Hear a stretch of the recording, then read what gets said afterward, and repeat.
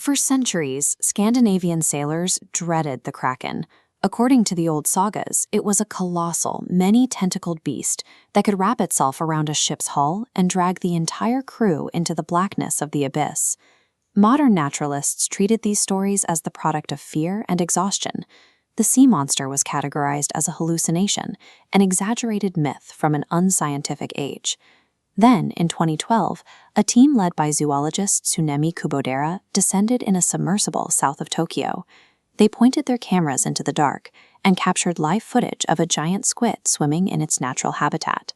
Gliding a full kilometer below the surface, the Architeuthis can reach lengths of 10 meters and weigh nearly a metric ton. The core of those ancient fears was grounded in physical reality.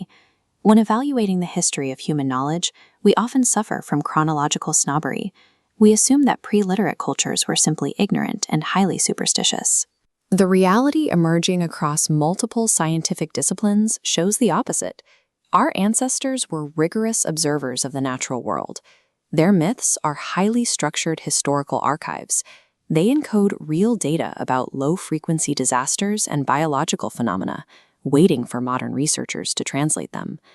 In 1968, geologist Dorothy Vitellano formalized this approach, coining the term geomythology. This discipline treats folklore as a legitimate form of geological data. Consider the oral traditions of the First Nations in the Pacific Northwest. Their stories describe an epic, violent struggle between a thunderbird and a whale that caused the ocean to boil and the land to violently tremble. Seismologists analyzed these poetic descriptions of sudden shaking and massive flooding.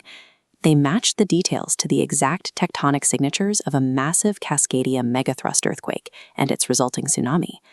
This same method of translation applies to a site further south. The Klamath Indians passed down a story about the chief of the below world, who hurled fire and red-hot rocks up through the mountain during a battle with the sky.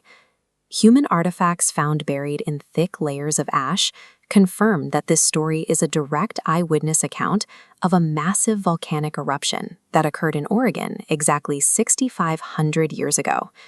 The battle ended when the mountain collapsed in on itself, leaving behind the immense, deep blue caldera we now call Crater Lake. Without seismographs or carbon dating, early humans documented rare, catastrophic events with accuracy. They used the only descriptive language available to them, mythology. This translation of ancient knowledge extends directly into the human body. Today, roughly 40% of all modern pharmaceutical products draw their chemical basis from nature and traditional remedies. More than 2,000 years ago, the Greek physician Hippocrates prescribed a bitter, pale powder to his patients. He used it to ease the severe pains of childbirth and soothe stiff, swollen joints. This ancient analgesic was extracted directly from the bark of the weeping willow tree. By 1897, chemists at the Bayer Corporation isolated the bark's active ingredient.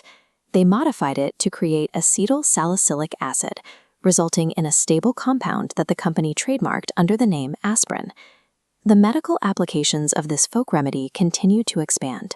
In 1982, 3 scientists won the Nobel Prize in Medicine for discovering exactly how the compound prevents fatal heart attacks. As blood platelets begin to stick together, the acetyl salicylic acid physically blocks the production of prostaglandins, the hormone-like substance that triggers the dangerous clotting process. In these instances, the pharmaceutical industry is not building a cure from scratch, but is instead refining and synthesizing a molecular logic already established by centuries of use. For thousands of years, malaria acted as a deadly barrier to human expansion. European colonizers were only able to survive in tropical climates after they secured massive quantities of a prophylactic compound called quinine. The Europeans did not discover this cure. They extracted quinine from cinchona bark, a biological mechanism already identified and utilized by the indigenous Quechua people of South America. By the late 20th century, malarial parasites had developed resistance to many existing drugs.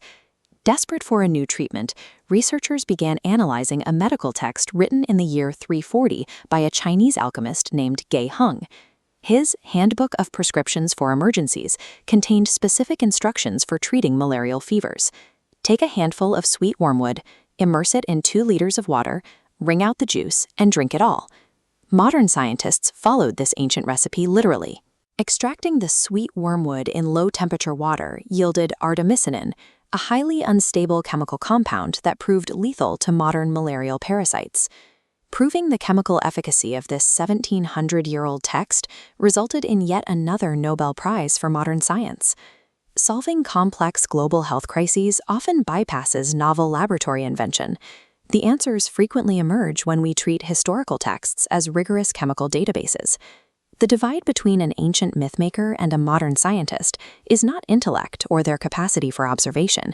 The difference is entirely in their vocabulary and their tools. Public health institutions are beginning to codify this reality. The World Health Organization is actively working to integrate traditional, complementary, and integrative medicine alongside modern biomedicine. The organization recognizes that indigenous remedies represent a scientifically valid blueprint. By testing these ancient formulations, they can rapidly expand access to primary healthcare worldwide. As we face shifting environments and the emergence of novel diseases, our ultimate survival may depend on our willingness to finally translate the poetry of our ancestors.